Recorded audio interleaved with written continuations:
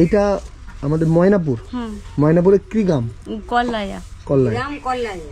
আচ্ছা, আপনার এই দুটি বাচ্চা? হ্যাঁ, এই দুটি মেয়ে। আর উনি? আমার মা। আচ্ছা, আপনার মা। আর আপনার স্বামীর ক্যান্সার হয়েছে? হ্যাঁ। কোথায়? কালকে কলকাতায় যাবেন? কালকে কলকাতায় যাবো। কোথায়? ওই দাদা? দাদা ভালো আছেন? ভালো নয়, পেটে যন্ত্রণা হচ্ছে বিরাট। ক্যান্সার হয়েছে আপনার? তো কালকে কলকাতায় যাবেন? কালকে আপনার বাড়িতে আর কে কে থাকে? আমার বাড়িতে পাশে ভাইরা সব থাকে এই রুমগুলো। আচ্ছা, কালকে যাবেন আপনি বললেন কলকাতা? কালকে যাবো। আচ্ছা, আপনার সাথে আমি বেশি কথা বলি না, বাড়ির লোকের সাথে কথা বলি। হ্যাঁ, আচ্ছা, ঠিক আছে। যন্ত্রণা হচ্ছে তো বিশাল, কথা বলছি। মানে ওনার কথা বললে অসুবিধা হ্যাঁ, হচ্ছে? যন্ত্রণাটা শুরু হচ্ছে, বিশাল যন্ত্রণা হচ্ছে। এই দুটি বাচ্চা আপনার? কি নাম বাচ্চাগুলো? এই যে এর নাম ইয়াসমিন খাতুন, এর নাম আসিয়া খাতুন। আচ্ছা, দুইটা মেয়ে? হ্যাঁ, দুটি মেয়ে। আর আপনার আর দেওয়ার ভাসুর কিছু আছে? আছে। ওনারা সব মানে আলাদা থাকে? হ্যাঁ, সবাই আলাদা, যে যা সেটা। ওনার বয়স কত? মানে আপনার স্বামীর বয়স কত? 37-37। আচ্ছা, 38-40 এরকম হবে। তো কবে থেকে এটা হলো? এটা হয়েছে 8-9 মাস হয়েছে। কবে থেকে এটা দেখা দিয়েছে? মানে ক্যান্সারটা কবে থেকে দেখা দিয়েছে? প্রায় হয়ে গেল 6-7 মাস হয়ে গেল। 6-7 মাস। তাহলে আপনারা কালকে বললেন কলকাতায় যাবো, হ্যাঁ। আর এইটা 6 মাস আগের থেকে হয়েছে। তাহলে এখন আপনাদের সংসার কি করে চলছে? মানে সংসার চলে এই সবার কাছে, যে পাড়ার লোকের কাছে, প্রতিবেশীদের কাছে, সবারই কাছে চেয়ে সবাই আদায় করে। মানে পাড়া প্রতিবেশী সাহায্য করে? সাহায্য করে। এটা পুরো মানে মুসলিম হ্যাঁ, গ্রাম এটা না? আমাদের মুসলিম পাড়া। গ্রামের লোক সবাই দিয়া করেছিল, আদায় করে রিপোর্ট আর সব কিছু করা হয়েছিল। এমনি নিজের বলে কিছু নাই, 1 বছর পর আছে প্রায়। কত টাকার মতো খরচা হয়েছে এমনি? হয়ে গেল মানে 60-70 হাজার টাকা খরচা হয়ে গেছে। 60-70 হাজার টাকা? হ্যাঁ। তাহলে এখন যে কলকাতায় আপনাদের কাছে টাকা পয়সা নেই? না, মানে একদমই নাই। এই সবারই কাছে, আপনাদের কাছে, আর কাছে, সবার কাছে চেয়ে করে নিয়ে দিয়ে যেতে হবে। আচ্ছা, তাহলে এখন আপনাদের সংসার কি করেছিল? পাড়া প্রতিবেশীর হ্যাঁ, ভরসা? সবারই কাছে চেয়ে আদায় করে রেখেছিলাম, দিয়ে সেই চাল আদায় করে রেখেছিলাম, পয়সা আদায় করে রেখেছিলাম, সেগুলো নিয়ে এই বাচ্চা দুজন ছেলে দিয়ে নিয়ে খাচ্ছি। এই দুটো আপনার বাচ্চা? হ্যাঁ। আর আপনার স্বামীর ওই 40-42 বছরের মতো বয়স? 40 বছর এখন পূরণ হয়নি। তো কবে থেকে ক্যান্সার ধরা পড়েছে? ক্যান্সার হয়ে গেল 7 মাস হয়ে গেল।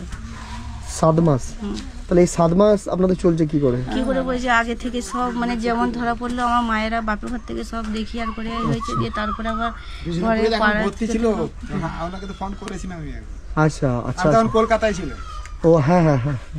দিয়ে সবারই কাছে, পাড়ার লোকের কাছে আদায় করেছিল, অনেক টাকা আদায় হয়েছিল, যে সেগুলো সব নিয়ে রিপোর্ট করা হয়েছিল, আর হয়েছিল বাপের ঘরের লোকরা করেছিল, ঘরের লোক দিয়েছিল।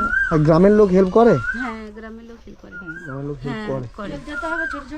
মানে বারবার তার হেল্প একে করতে অপরের পারবে পাশে না। থাকতে হবে। আচ্ছা, আমি বলছি যে ওই কালকে আপনারা হ্যাঁ, দরকার মানে একদমই নাই যে নিয়ে ডাক্তারখানা যাবো, যে তার জন্য আমরা মানে করতে পারি। কালকে আপনারা কলকাতায় যাবেন? হ্যাঁ, যে অপারেশন করাবে। এবার আপনাদের কাছে মানে কলকাতা যাবার টাকা পয়সাও নেই? না, উনি কিছুই নাই। আচ্ছা, মানে উনি যে পড়ছিল টিউশনের বেতনটা দিতে পারেননি? না। মাস্টারমশাই বলেছে? হ্যাঁ, জানেন মাস্টারমশাইয়ের নাম জানেন? না, মাস্টার আমাদের প্রাইমারি স্কুলের মাস্টার। এই প্রাইমারি স্কুলে? বাজে পড়াও, আমি দেবো অনেক দিন ধরে দিয়ে, এখন দেওয়া হয়নি, প্রাইভেটে পয়সা দিতে পারিনি, যে মাস্টার বলেছিল আমি দিয়ে দেবো। মাস্টারমশাইয়ের নাম জানেন না আপনি? না না। স্কুলের নাম জানেন? হ্যাঁ, ওই যে কলেজ বিদ্যা কিরকম আছে, কল্লাইয়া প্রাথমিক বিদ্যালয়।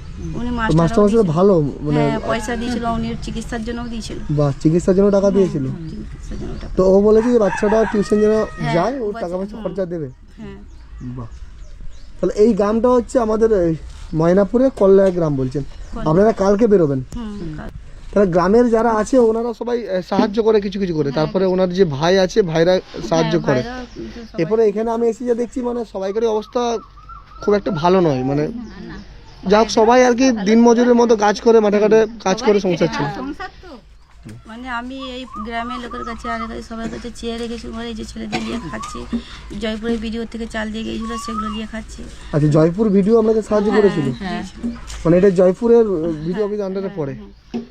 মানে এমনই অবস্থা যে আমার না জানালে আমার কেউ অবস্থা, সংসারটা আমার কী করে চলবে, আমি তার জন্য মানে সবাইকে জানিয়ে? হ্যাঁ, দিয়ে যে তাই সংসারে যে চলছে। তাহলে ওই ফোনপে নাম্বারটা আপনার দিলাম, যদি কেউ সাহায্য করতে চায় আপনাকে ফোন করবে, আপনি কথা বলবেন। আপনি একটু দেখবেন। হ্যাঁ, আপনারা যারা ভিডিওটা দেখছেন আমি প্রত্যেককে রিকোয়েস্ট করবো আপনারা এই ফ্যামিলিটাকে, মানে ওই দাদার ক্যান্সার হয়েছে, ওনারা কালকে কলকাতা যাবে, ওই জন্য আমাকে সন্ধ্যাবেলা এসে ভিডিওটা বানাতে হলো।